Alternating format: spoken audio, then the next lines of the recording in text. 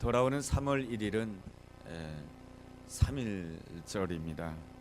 과거 일제 식민지 시대 때에 아무 희망이 없었던 그러한 시대 때에 우리의 믿음의 조상들이 하나님의 나라를 바라보며 3.1 만세 운동을 일으켰던 그날을 기념하는 날입니다.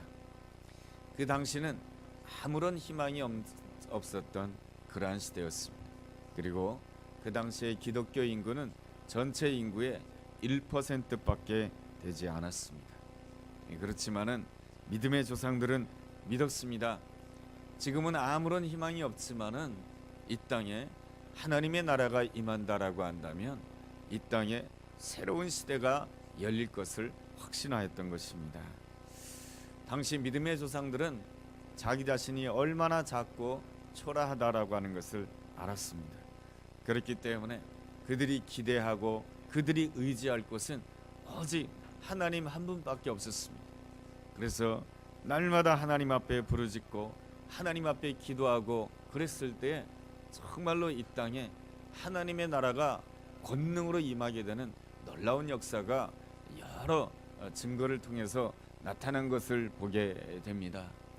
대한민국의 교회가 곳곳에 세워지게 되고요.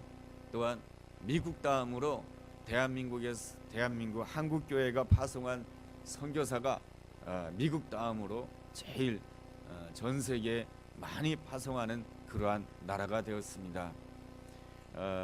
뿐만 아니라 또 지금 평창에서 올림픽이 열리고 있죠. 이렇게 국가 경제적으로도 굉장히 성장한 나라가 되었습니다. 지금은 어떠한 외국을 간다 할지라도 아프리카를 간다 할지라도 어디서 왔습니까? 코리아에서 왔습니다. 그럼 아프리카 사람도 코리아가 어떤 나라인지 알아요. 그 정도로 이 대한민국이 유명한 나라가 되었습니다. 정말로 하나님의 축복으로 말미암아 우리나라는 엄청난 자본을 가지는 나라가 되었고 또 지금은 아주 뛰어난 기술을 가진 그러한 나라가 되었습니다. 그렇지만 문제는 과거처럼 하나님을 간절히 찾지 않는다라고 하는 것입니다. 하나님이 날 도와주지 아니하면 난 죽습니다. 이러한 마음을 가지고 하나님을 찾지 않는다라고 하는 것입니다. 대신 더 큰 자본이 어디 있을까? 더 뛰어난 기술이 없을까? 자본을 찾고 기술을 찾는다라고 하는 것입니다. 그러다가 보니까 어느덧 우리의 마음 가운데는 자본이 우상이 되고 기술이 우상이 되어버리는 그러한 모습들이 우리 삶의 모습 속에 있다는 것을 알게 됩니다. 우리나라를 살아가는 사람들이 그렇습니다. 쉽게 말하죠. 돈만 있으면 우리나라에서 못할 것이 없다라고 말합니다. 청소년들에게 물었습니다. 너의 꿈이 뭐냐? 옛날에는 꿈이 뭐냐? 그러면은 대통령이 되겠다 그러고, 꿈이 뭐냐? 그러면 장관이 되겠다 그러고, 꿈이 뭐냐? 그럼 어떤 사람은 경찰관이 되겠다 그러고, 법관이 되겠다라고 그러는데 요즘에는 꿈이 뭐냐? 그러면은 청소년들이 뭐라고 대답할까요? 제 꿈은 건물주가 되는 것입니다. 건물주가 되면은 다달이 나오는 월세를 받으며 편안하게 내가 살 수 있기 때문에 내 장차의 꿈은 건물주가 되는 것입니다 라는 것입니다. 그래서 그러한 이야기를 들으면서 사람들은 자조 섞인 말로 이런 말을 하기도 합니다. 요즘에는 건물주가 조물주보다 더 힘이 센 것 같아 라고 이렇게 말하기도 합니다. 또한 오늘날의 기술은 굉장히 발전하였습니다. 기술이라고 하는 용어가 테크놀로지죠. 근데 그 테크놀로지에다가 사람들이 어떤 단어를 더하냐면은 유토피아라고 하는 단어를 더하게 됩니다. 테크놀로지와 유토피아를 더하게 되면은 무슨 단어가 나옵니까? 테크노피아라고 하는 단어가 나옵니다. 테크노피아라고 하는 단어라고 하는 것은 무슨 뜻입니까? 기술로 얼마든지 우리가 원하는 세상을 꿈꿀 수 있고, 기술이 있다라고 한다면 얼마든지 우리가 원하는 세상을 만들 수 있다라고 하는 것이 테크노피아라고 하는 그 단어에 담긴 의미인 것입니다. 그래서 세상의 그 광고를 보게 돼, 그러니까 내가 기술만 있으면 뭐든지 할 수 있다라고 하는 그 결과가 우리에게 직접적으로 피부에 와닿도록 주어져 있는 기술이 있는데, 그 대표적인 기술이 뭐냐면은 이 스마트폰 기술입니다. 내 손 안에 이 기술의 결정체가 있는 것입니다. 그래서 이 스마트폰으로 거의 모든 것을 다 할 수 있습니다. 스마트폰으로 직장의 일을 할 수가 있고, 스마트폰으로 모든 정보를 구할 수가 있고, 이 스마트폰으로 친구를 사귈 수가 있고, 스마트폰으로 교제할 수가 있고, 스마트폰으로 오락을 즐길 수가 있고, 스마트폰으로 거의 모든 것을 할 수 있는 이러한 시대가 되었습니다. 그러다 보니까 많은 사람들이 기술을 믿고 있습니다. 그래서 텔레비전에 나오는 광고를 본다라고 한다면 대부분 이러한 내용입니다. 우리의 기술만이 당신의 안전을 지켜줄 것입니다. 여러분, 이 광고의 그 내용을 보면 거의 그렇습니다. 우리의 기술이 당신을 자유하게 합니다. 우리의 기술이 당신을 더 행복하게 만들어줄 것입니다. 우리의 기술이 당신의 자녀들을 더 안전하게 보호해줄 것입니다. 우리의 기술이 당신의 노년까지 책임져 줄 것입니다. 기술이 당신을 행복하게 합니다. 우리에게는 뛰어난 기술이 있습니다. 그래서 은연중에 많은 사람들이 숭배하는 것이 바로 자본이요 기술인 것입니다. 자본이요 기술, 이것은 우리가 삶을 살아가면서 있어서 필요한 것입니다. 그런데 사람들이 그 자본과 기술을 너무 숭상한다라고 하는 것이 문제인 것입니다. 아무리 자본과 기술이 많다 할지라도 우리 사회 속에서 해결하지 못하는 것이 있습니다. 그게 뭡니까? 탐욕과 자기중심적인 생각은 해결하지 못합니다. 사람들이 자기 탐욕을 절제하지 못함으로 인해서 요즘에 많은 어려움을 당하고 있죠. 미투 운동으로 많은 어려움을 당하고 있습니다. 미투 운동, 이렇게 SNS에 올리는 그러한 미투 운동 때문에 사람들이 어느 정도 궤도에 올랐고 어느 정도 성공의 위치에 올랐다라고 하는 그 사람들이 미투 운동으로 인하여서 뭡니까? 어려움을 당하고 또 사회로부터 이렇게 또 손가락질까지 받게 되는 그러한 현상이 나타나고 있습니다. 아무리 자본이 발달하고 아무리 기술이 발달할지라도 이 탐욕의 문제를 해결하지 못하고 이 자기중심적인 그러한 생각을 해결하지 못한다라고 하는 것입니다. 탐욕에 사로잡히고 자기중심적인 그러한 생각에 사로잡히는 그러한 시대를 일컬어서 사사기서 21장 25절에서는 이렇게 말씀해주고 있습니다. 자기 소견에 옳은 대로 행하는 시대다라는 것입니다. 왕이 없는 시대요 기준이 없는 시대다라고 말해줍니다. 성경에서는 분명하게 말씀해주고 있습니다. 자기 소견에 옳은 대로 행한다라고 한다면 그 마지막은 사망이다라고 말씀해주고 있습니다. 하나님을 왕으로 섬기지 아니하고 자기 소견에 옳은 대로 행한다라고 한다면 그것은 죄요 마지막은 사망이다라고 말씀해주고 있습니다. 그 적절한 예가 사사기서 다음에 바로 나오는 룻기서에 나옵니다. 룻기서를 읽어본다라고 한다면 베들레헴에 살고 있던 나오미의 집안이 좀 더 잘 살겠다고 모압 땅으로 가게 됩니다. 내가 원하는 대로 자기 소견에 옳은 대로 모압 땅으로 갔다가 그 마지막 그 가정 가운데는 사망이 들어오게 됩니다. 그래서 남편이 세상을 떠나고 아들이 세상을 떠나는 안타까운 현실을 맞이하게 됩니다. 포도나무 가지가 나무를 떠나게 되었을 때에 그 가지는 말라 비틀어질 수밖에 없는 죽음뿐인 것입니다. 그럼에도 불구하고 말이죠, 하나님께서는 이러한 죽음 가운데서도 부활의 시대를 열어가신다라고 하는 것입니다. 이것이 바로 하나님의 아름다움이며 하나님의 영광스러운 모습인 것입니다. 창세기 1장을 본다라고 한다면 하나님의 창조의 역사가 기록되어 있습니다. 하나님께서 어떻게 창조하십니까? 빛이 있으라 라고 말씀하실 때에 빛과 어둠이 나눠지게 됩니다. 빛을 낮이라 칭하시고 어둠을 밤이라고 칭하셨습니다. 그래서 저녁이 되며 아침이 되니 첫째 날이니라 라는 이러한 말씀이 주어집니다. 그러면서 하루하루가 창조의 날이 되는 그러한 역사를 창세기 1장을 통해서 보게 됩니다. 여러분, 하나님께서 언제 창조하십니까? 어두움의 때에 창조하시는 것입니다. 하나님께서는 언제 창조하십니까? 밤의 때에 창조하시는 것입니다. 우리로서는 아무것도 할 수 없다고 생각되었을 때, 우리로서는 절망했다고 생각되었을 때, 우리로서는 희망이 보이지 않는 그 순간에 하나님께서는 새로운 나를 창조하시는 것이죠. 하나님께서 창조하실 때마다 창세기 1장을 읽어본다라고 한다면 이러한 편이 나옵니다. 하나님 보시기에 좋았더라, 하나님 보시기에 좋았더라. 이러한 아름다운 찬양이 흘러 퍼지는 것을 창세기 1장을 통해서 우리는 알 수가 있습니다. 그러므로 우리가 이 창세기 1장을 통해서 우리가 깨닫는 중요한 메시지가 있습니다.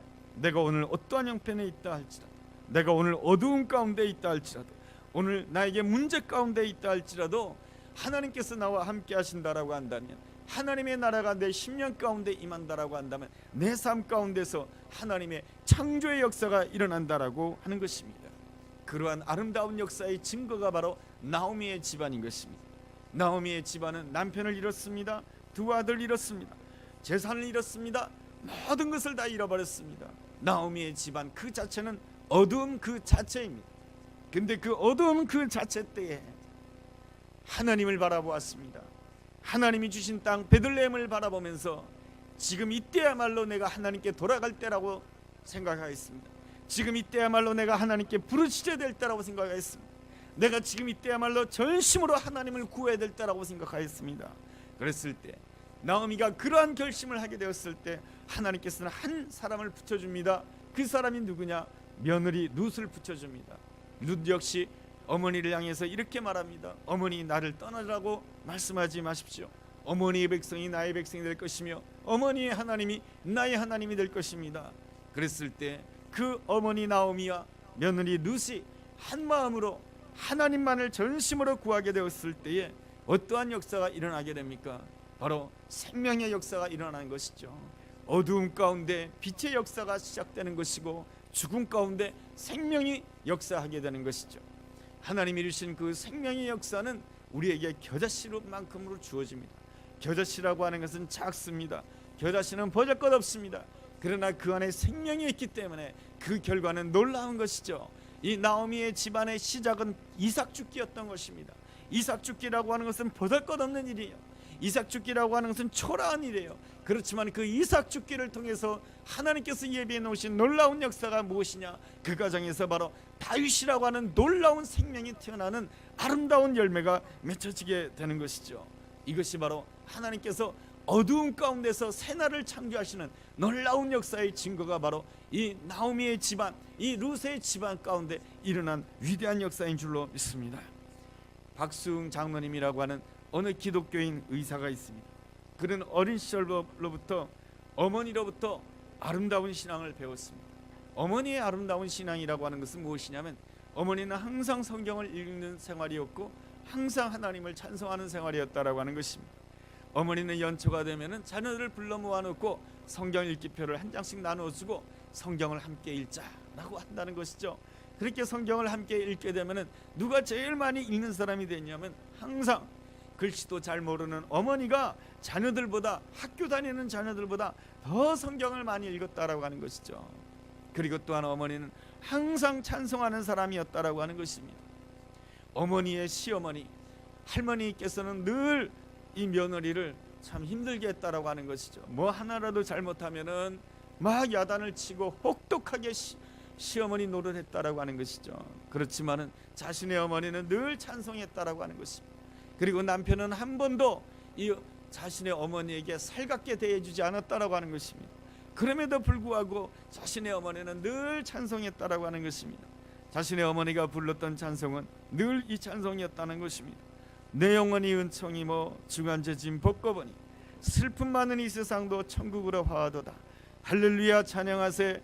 내 모든 죄 사함 받고 중한죄 짐 벗고보니 그 어디나 하늘나라. 어머니가 부른 찬송이 그 찬송이었다라고 하는 것입니다.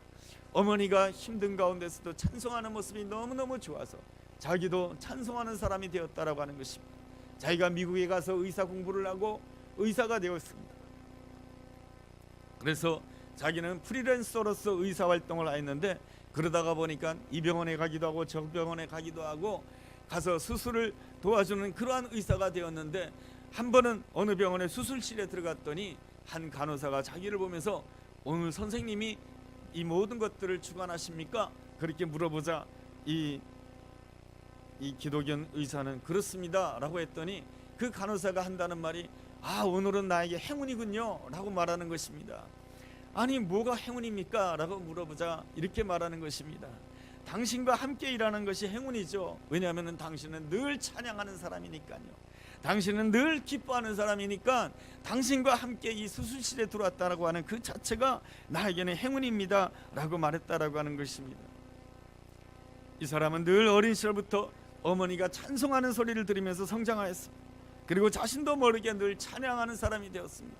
일을 하면서도 찬양하고, 그리고 병원에서 일하면서도 찬양하고, 사실은 수술실에서 피를 본다라고 하는 것이 얼마나 힘든 일이겠습니까?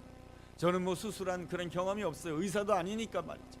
그러나 피를 보고 환자를 보고 죽어가는 그 사람을 보고 정말로 그냥 하나님을 찬양하면서 이 하는 사람, 이게 쉽지 않은 것이죠.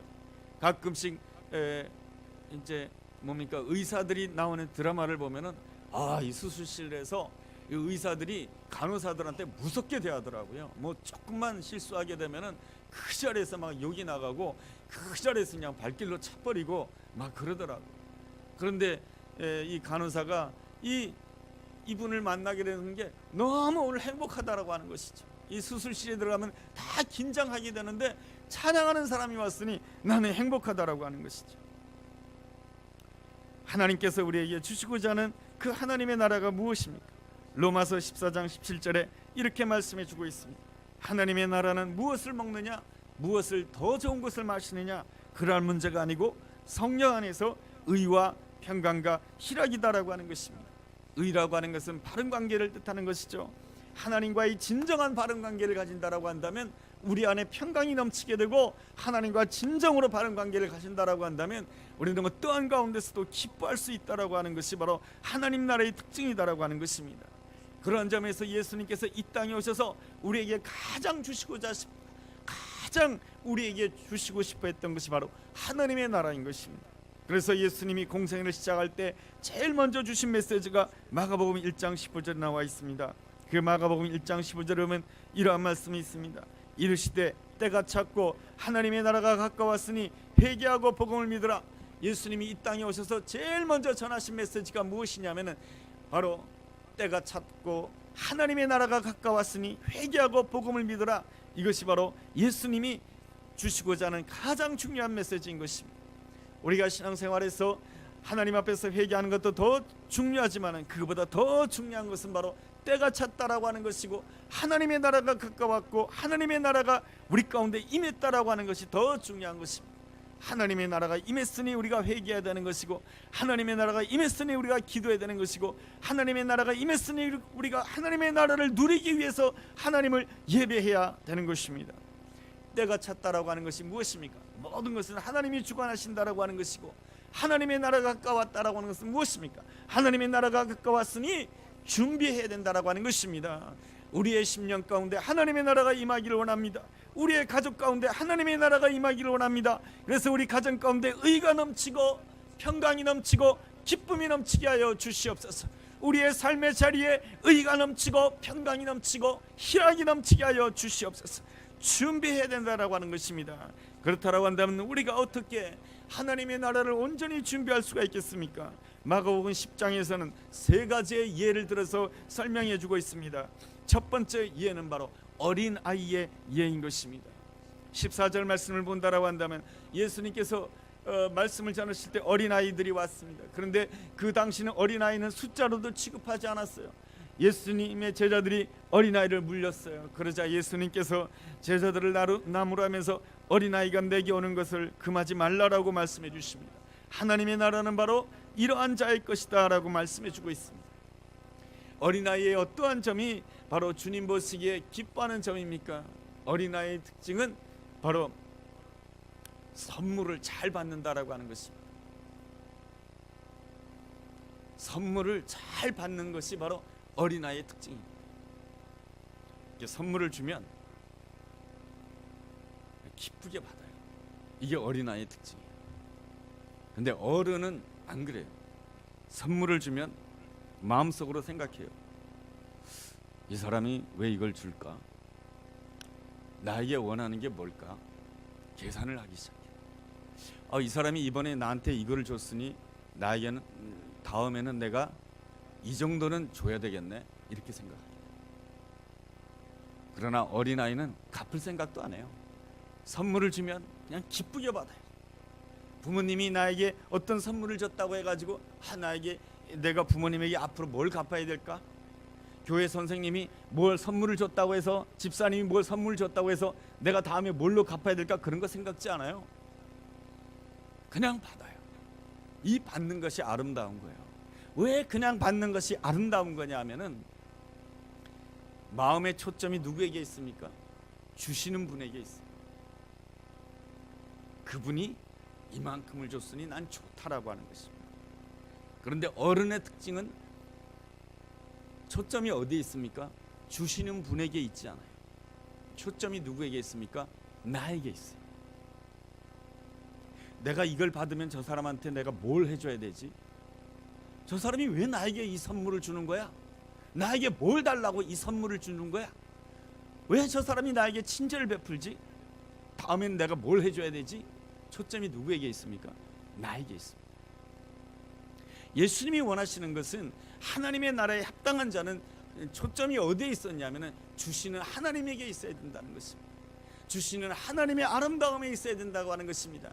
그러면 어린아이 같은 아름다운 신앙이라고 하는 것은 무엇입니까? 하나님께서 나에게 은혜를 주셨을 때, 그 하나님은 얼마나 아름다운 분이실까?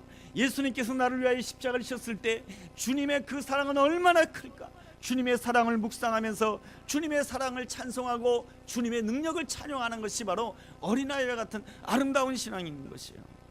그런데 어른의 신앙은 무엇이냐면 하나님께서 기뻐하지 않는, 여기서는 성숙하다 미숙하다를 말하는 것이 아니에요. 여기서 어른이라고 하는 것은 자기에게 초점을 둔 거예요. 항상 왜 나에게 이러한 것을 주지? 이러한 초점을 두는 그러한 사람이 누구냐 하면은 그 다음 본문에 나와 있는, 바로 우리가 읽은 본문에 나와 있는 부자 청년, 17절서부터 마가복음 10장 17절서부터 쭉 나오는 부자 청년에 대한 이야기예요. 이 부자 청년은 젊은 시절에 벌써 재물을 많이 모았어요. 누가복음에는 이 사람을 관리라고 표현해주고 있어요. 주변 사람들로부터 인정받는 사람이다라고 하는 것이죠. 이렇게 재물도 많이 모으고 주변 사람들로부터 인정받는데 이 사람에게 더 좋은 점이 있어요. 그게 뭐냐면 영생을 구했다라고 하는 거예요. 이렇게 부자이고 사람들에게 인정받으면 영생에 대해서는 아예 관심을 가지지 않을 것 같은데, 이 부자 청년은 바로 영생에 대해서 관심을 가졌다라고 하는 것이에요. 그래서 예수님에게 찾아와서 묻습니다. 선한 선생님이여, 내가 어떻게 해야 영생을 얻을 수 있습니까? 주변 사람들 모두가 보았을 때 이 부자 청년을 보고, 이야, 저 사람은 정말로 대단한 사람이야. 저렇게 돈도 많고 인정도 받고 사회적인 지위도 높은데 영생을 구하면서 예수님 앞에 나가다니 정말로 대단한 사람이야 라고 말해줄 수 있을 것 같은데, 예수님께서는 뭐라고 대답해 주십니까? 바로 오늘 우리가 읽은 21절의 말씀처럼 너에게 아직 한 가지 부족한 것이 있다라고 말씀해 주십니다. 그 한 가지 부족한 점이 무엇이냐? 너가 있는 것을 다 팔아서 가난한 자들에게 줘라. 그럴 때에 너에게 하늘의 보화가 있을 것이다 라고 말씀해 주십니다. 이 말씀을 들었을 때 이 부자 청년이 어떻게 반응하게 됩니까? 마음에 근심하면서 돌아갔다라고 말씀해 주고 있습니다. 이 부자 청년의 문제가 무엇입니까? 주님 앞에 나올 때에 칭찬을 기대했던 것입니다. 초점이 누구에게 있습니까? 나에게 있는 것이에요. 초점이 예수님에게 있지 않았어요. 예수님이 초점은 자기 자신에게 있었어요. 내가 이 정도로 부자이고 내가 이 정도로 사회적으로 인정받는 사람이 영생을 구한다라고 한다면 예수님께서 나를 굉장히 칭찬해주고 나를 굉장히 높여줄 것이다, 그러한 생각을 했던 거예요. 초점이 나에게 있었어요. 그 심령이 교만했던 거예요. 그렇지만 말이죠, 우리 주님은 이 사람에게 어떻게 대해 주었습니까? 21절 보면 이렇게 말씀이 시작되고 있습니다. 21절 시작하는 말씀을 여러분 주목해 보세요. 예수께서 그를 보시고 사랑하셨다라고 말씀해 주고 있습니다. 여러분, 우리가 사람과의 관계를 본다라고 한다면 누가 교만하고 누가 잘난 척하면은 어떤 마음이 듭니까? 그 사람 싫어요. 그런데 우리 예수님께서는 어떻게 보셨습니까? 그를 보시고 사랑해 주셨다라고 말씀해 주고 있습니다. 이것은 무슨 뜻입니까? 우리 예수님께서는 우리 안에 좋은 것이 많아야만이 우리를 사랑해 주시는 그런 분이 아니시고, 우리에게 나쁜 점이 많다 할지라도 좋은 것 한 가지만 있다 할지라도 그 좋은 것 한 가지 때문에 우리를 사랑하시길 원하시고, 그 좋은 것 한 가지 때문에 우리를 격려해 주시길 원하시고, 그 좋은 것 하나 때문에 우리를 축복해 주시길 원하신 분이 우리가 섬기는 놀라우신 주님이신 줄로 믿습니다. 그러기에 우리에게 소망이 있는 거예요. 우리는 잘한 점이 한 가지밖에 없고 못난 점이 아홉 가지 있으면 우리는 그 못난 점 아홉 가지만 생각하고 그를 정죄하고 판단해요. 그런데 예수님은 그러지 않아요. 그 못난 점이 아홉 가지 있다 할지라도 잘한 점 그 한 가지 때문에 사랑하고, 어떻게든지 그가 하나님 앞에서 올바른 자가 되도록 하기 위해서 격려해주고 축복해주고 하나님 나라를 위해서 아름답게 쓰시고자 하는 것이 주님의 아름다운 마음인 것이죠. 그런데 이 부자 청년에게 문제점은 무엇이었습니까? 나에게 초점 맞춰져 있었다라고 하는 것입니다. 그리고 내 소유의식이 너무 컸던 거예요. 그러다가 보니까 하나님의 나라를 위하여 쓰임받기가 좀 어려웠던 것입니다. 여러분, 부자 이야기가 또 나옵니다. 누가복음 19장에 보면은 삭개오 이야기가 나옵니다. 삭개오의 직업이 뭡니까? 세리장이에요. 당시 세리장으로서 돈을 많이 벌었던 사람이에요. 예수님과 삭개오가 만나게 됩니다. 그 장면을 보았을 때 여러분, 예수님이 그에게 뭐라고 말씀하셔야 될까요? 모든 사람들이 보기에 예수님이 삭개오를 만나게 되었으니 삭개오를 향해서 당연히 이렇게 말씀하셔야 될까요? 이 삭개오는 부정적인 방법으로 돈을 많이 번 사람이기 때문에 너의 모든 재산을 다 팔아서 가난한 자들에게 주고 나를 따르라, 이렇게 말씀해 주셔야 될 것 같은데 예수님께서는 오히려 삭개오를 향해서 뭐라고 말씀해 주십니까? 내가 너의 집에 유해해야 되겠다, 하나님의 나라가 너의 집안에 임하였다라고 말씀해 주고 있습니다. 참 이상해요. 이 삭개오는 돈 벌 때도 좋지 못한 방법으로 분명히 돈 벌었을 거예요. 그런데 주님께서는 그에게는 그렇게 말씀하지 않으세요. 왜 그랬을까요? 그것은 바로 삭개오가 자신에게 초점을 두지 않았던 거예요. 이미 주님 앞에 나오는 그 순간부터 내가 죄인이라고 고백했던 거예요. 나는 아무것도 아닌 존재라고 고백했던 거예요. 그의 초점은 누구에게 있습니까? 자신에게 있지 않아요. 나를 향해서, 뽕나무 위에 있는 나를 향해서 내려오라고 하는 그 주님께 초점이 있어요. 주님이 나에게 어떻게 말씀해 주실까? 주님이 나 같은 자를 받아주실까? 주님이 나를 사랑해 주실까? 그 생각만 하고 있는데 주님께서 나를 향해서 내가 너를 사랑한다, 오늘 내가 너의 집에 유해야 되겠다 라고 말씀해 주시니 이 삭개오는 너무너무 기쁘고 너무너무 감격스러워서, 주님께서 너의 재산을 팔으라고 말씀해 주시도 않으셨는데 이 삭개오는 자기의 재산의 절반을 떼어서 가난한 자들에게 나눠주고, 그리고 자기가 누구에게인가 토색한 것이 있다라고 한다면 내가 4배나 갚겠습니다 하면서 주님 앞에 헌신을 결단하고 있는 아름다운 모습을 보여주고 있습니다. 여러분, 하나님 나라에 합당한 자가 누구인가? 바로 주님께 초점을 맞추고 있는가? 아니면 나에게 초점을 맞추고 있는가? 우리에게 제일 힘든 것이 무엇이냐면은 나라고 하는 우상을 내려놓는 것이 제일 힘든 거예요. 우리에게는 여러 가지 우상이 있습니다. 재물이 우상이 될 수도 있고, 그리고 내가 좋아하는 사람이 우상이 될 수도 있고, 어떤 오락이 우상이 될 수도 있습니다. 하나님보다 더 기뻐하는 것이 있다라고 한다면 우상이 되는 것이죠. 그 우상을 내려놓아야 하나님 나라에 합당한 자가 될 수 있다라고 하는 것이죠. 이러한 주님의 말씀에 대해서 제자들은 낙심하면서 이렇게 말합니다. 26절에 제자들이 매우 놀라 서로 말하되 그런즉 누가 구원을 얻을 수 있을까? 주님이 그렇게 말씀하신다라고 한다면 우리 중에 누가 구원을 얻을 수 있겠습니까? 라고 말하자 예수님이 27절에 말씀해주고 있습니다. 사람으로는 할 수 없으되 하나님으로는 그렇지 아니하니 하나님으로는 다 할 수 있느니라.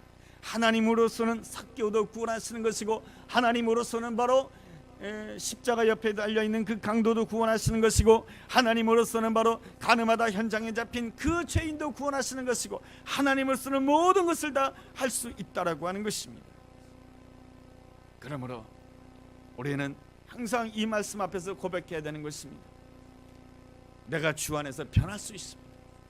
내 자녀가 주 안에서 변할 수 있습니다. 고백해야 되는 것입니다. 나는 할 수 없지만 하나님은 할 수 있습니다. 나는 변할 수 있습니다. 그 고백할 때에 나는 할 수 없지만 하나님께서는 얼마든지 하실 수 있는 놀라운 능력으로 함께 할 줄로 믿습니다. 부자 청년이 그 자리를 떠나게 되자 이번에는 누가 나서게 됩니까? 베드로가 나서게 됩니다. 베드로가 28절에 뭐라고 말을 하고 있습니까? 28절을 한번 주목해 보시기 바랍니다. 베드로가 여짜와 이르되 보소서 우리가 모든 것을 버리고 주를 따랐나이다. 베드로가 자랑스럽게 이야기를 하게 됩니다. 저 부자 청년은 주님을 떠났지만 우리는 모든 것을 버리고 다 주님을 따랐습니다 라고 했을 때 그 다음 말이 무엇이겠습니까? 성경에 나와 있지 않지만 우리가 이만큼 주님을 버리고 따랐다라고 한다면 주님께서는 나에게 당연히 이러한 것들을 축복해 주셔야 되지 않았습니까? 내가 이만큼 주님을 섬겼으면, 이만큼 예배하고 이만큼 기도하고 이만큼 주님을 위해 봉사했다라고 한다면 주님께서 나에게 이만한 것들을 보상해 줘야 되지 않겠습니까? 라고 말씀해 주십니다. 거기에 대해서 예수님께서 뭐라고 말씀해 주십니까? 30절에 보면 이러한 말씀해 주십니다. 그러냐? 네가 모든 것을 버렸느냐? 그렇다고 한다면 30절 중반절에 내가 너에게 모든 것들을 100배로 주겠다라고 말씀해 주고 있습니다. 그런데 무엇을 겸하여 받는다라고 말씀해 주고 있습니까? 핍박을 겸하여 받을 것이며 영생이 너에게 축복으로 주어질 것이다 라고 하는 것입니다. 주님을 따라간다라고 하는 것은 그냥 따라가는 것이 아니고, 주님을 따라간다라고 하는 것은 세상의 복을 받는 그러한 것이 아니고, 주님을 따라간다라고 하는 것은 사탄과의 싸움이기도 하는 것입니다. 주님과 아름다운 관계가 되는 것을 제일 싫어하는 존재가 마귀인 것이죠. 그래서 우리가 박해를 받게 되는 것이죠. 마귀가 여러 가지로 우리로 하여금 낙심하게 하고 실망케 하느라고 박해를 주는 것이죠. 그렇다 할지라도 끝까지 주님을 바라보는 아름다운 태도를 가져야 되는 것입니다. 여러분, 베드로의 문제는 무엇입니까? 처음 시작할 때는 주님이 초점이었던 것입니다. 그가 처음 시작할 때는 어린아이의 마음을 가졌던 것입니다. 밤새도록 그물을 던졌지만 아무것도 잡지 못했을 때, 실패했을 때는 그의 마음이 어린아이와 같은 마음이었던 것입니다. 내가 밤새도록 그물 던져서 잡은 것이 없지만 내가 말씀을 의지하여 내가 그물을 내리리라 했을 때, 만선의 축복을 누리게 되었을 때 나는 아무것도 아닙니다, 나는 죄인입니다, 주여 나를 떠나소서라고 고백했던 자의 그 베드로의 마음은 어린아이의 마음이었던 것이죠. 그런데 지금은 어떤 사람이 되었습니까? 어른이 되었던 것이죠. 어떤 점에서 어른이 되었습니까? 내가 이만큼 수고했고 내가 이만큼 주님을 따랐으니 주님이 나에게 이만큼 줘야 되지 않겠습니까? 라고 하는 보상 심리가 커졌던 것이죠. 이것을 주님께서 기뻐하지 않는 거예요. 그 말씀이 바로 마태복음 20장에 나와 있는 포도원 품꾼의 비유를 통해서 예수님이 말씀하시는 비유의 내용이에요. 여러분, 포도원 주인이 지나가는 사람들을 데려다가 일을 시킵니다. 한 데나리온을 약속하면서 일을 시킵니다. 오후 6시가 되어서 이제 임금을 계산합니다. 근데 가만 보니까 오후 5시에 와서 1시간밖에 일하지 않은 사람도 한 데나리온 주고, 아침부터 아침 9시에 온 사람한테도 한 데나리온 줬을 때 아침부터 온 사람들이 불평을 하게 됩니다. 왜 우리에게 한 데나리온밖에 주지 않느냐? 라고 했을 때 주님께서 말씀하십니다. 내가 너에게 약속한 것이 한 데나리온이 아니냐? 이 말씀을 통해서 우리에게 가르쳐주는 바는 무엇입니까? 너 스스로 네가 생각해서 하나님은 나에게 이만큼 보상해 줘야 된다, 그런 생각하지 말라라고 하는 것입니다. 중요한 것은 바로 하나님의 약속이다라고 하는 것입니다. 하나님께서 너에게 무엇을 약속했느냐, 그 약속을 바라보고 하나님은 어떤 하나님이시냐, 우리에게 약속하시고 그 약속을 성취하시는 하나님이시다라고 하는 것입니다.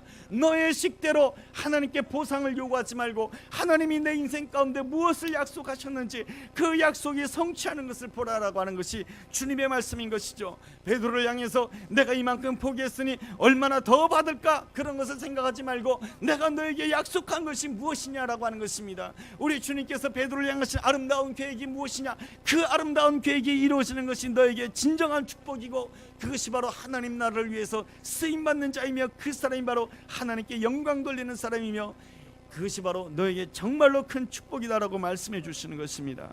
그러면서 결론적으로 31절에 주님이 이렇게 말씀해 주십니다. 그러나 먼저 된 자로서 나중되고 나중된 자로서 먼저 될 자가 많다라고 말씀해 주고 있습니다. 여기서 먼저 된 자라고 하는 것은 다른 말로 표현하면 존귀한 자다라고 하는 것입니다. 하나님의 나라를 위하여 존귀한 자이고, 나중된 자는 누구입니까? 하나님의 나라를 위하여 쓸모없는 자라고 하는 그러한 뜻인 것입니다. 하나님 나라에는 언제나 역전이 있는 것이죠. 어린아이처럼 자기를 철저하게 낮추게 되었을 때는 하나님 나라에서 그는 존귀한 자로 쓰임받을 것이지만, 자기 스스로 어른이 되고 자기 스스로 높아지고 자기 스스로 교만해진다라고 한다면 나중된 자로서 하나님 앞에 쓸모없는 자가 된다고 하는 것입니다. 그 대표적인 예가 바로 사울왕인 것이죠. 사울왕은 처음에 왕이 될 때 내가 어떻게 왕이 됐습니까? 나는 작은 집안의 보잘것없는 존재입니다라고 생각했을 때에 하나님 앞에서 어린아이처럼 자기를 낮췄을 때에 그는 정말로 하나님의 나라를 위한 정말로 먼저 된 자였던 것입니다. 그러나 자기가 커졌을 때에 사무엘을 대신해서 자기 마음대로 제사를 드리고 하나님께서 모든 것을 드리라고 했을 때 자기 마음대로 감추고 자기에게 초점을 맞추게 되었을 때 그는 하나님의 나라를 위하여 쓸모없는 자가 되는 것입니다. 주님께서는 이 베드로에게 말씀해 주고 있습니다. 너는 처음에는 정말로 먼저 된 자였다. 그러나 이 베드로가 어떻게 합니까? 예수님이 십자가의 길을 갈 때에 예수님 그렇게 하지 마세요. 그렇다라고 한다면 예수님이 십자가에 못 박히면 나는 뭐가 됩니까? 내 보상에 초점을 맞추게 되었을 때 너는 무엇이 될 수밖에 없다라고 말씀해 주는 것입니까? 나중된 자가 될 수밖에 없다라고 하는 것입니다. 오늘 주님께서는 우리에게 말씀해 주십니다. 때가 되었다. 하나님의 나라가 가까웠다라고 말씀해 주고 있습니다. 하나님의 나라가 임하게 된다라고 한다면 우리 안에 의가 주어지게 되고 평강이 주어지게 되고 하나님이 주시는 놀라운 기쁨이 충만하게 될 줄로 믿습니다. 이 놀라운 은혜를 누리기 위하여서 철저하게 하나님께 초점을 맞춰야 되는 것입니다. 그것은 바로 주님 앞에서 어린아이 같은 자가 되는 것입니다. 하나님이 주시는 것이 가장 중요한 것이죠. 어린아이처럼 내 것을 철저하게 내려놓고 보상심리를 내려놓게 되었을 때 나는 처음도 먼저 된 자가 되는 것이고 나중에도 먼저 된 자가 되는 것입니다. 성경에는 이게 바뀌어진 게 너무너무 많죠. 루시라고 하는 여인은 이방 여인이었습니다. 처음에는 그는 나중된 자였습니다. 하나님의 나라를 위해서는 쓸모없는 여인이었습니다. 그러나 그 여인이 어머니의 하나님이 나의 하나님이 될 것이며 어머니의 백성이 나의 백성이 될 것입니다 하는 그 마음을 가지고 오직 베들레헴으로 향하며 하나님을 구하고 하나님을 전심으로 구하게 되었을 때 그는 먼저 된 자가 될 수가 있었던 것이죠. 하나님의 나라를 위하여 이 땅에 다윗이 오게 하고 하나님의 나라를 위하여 예수님이 오시는 길을 준비해 놓은 먼저 된 자가 될 수가 있었던 것입니다. 우리는 오직 늘 나 자신을 작게 여기며 나 자신에게 초점 맞추지 말고 오직 주님만을 바라보았을 때 우리는 처음부터 먼저 된 자로서 하나님 오시는 그날까지 먼저 된 자로서 하나님께 쓰임받는 존귀한 자가 되어야 될 줄로 믿습니다. 이 놀라운 은혜가 우리 모두에게 함께하게 되기를 주의 이름으로 축복합니다.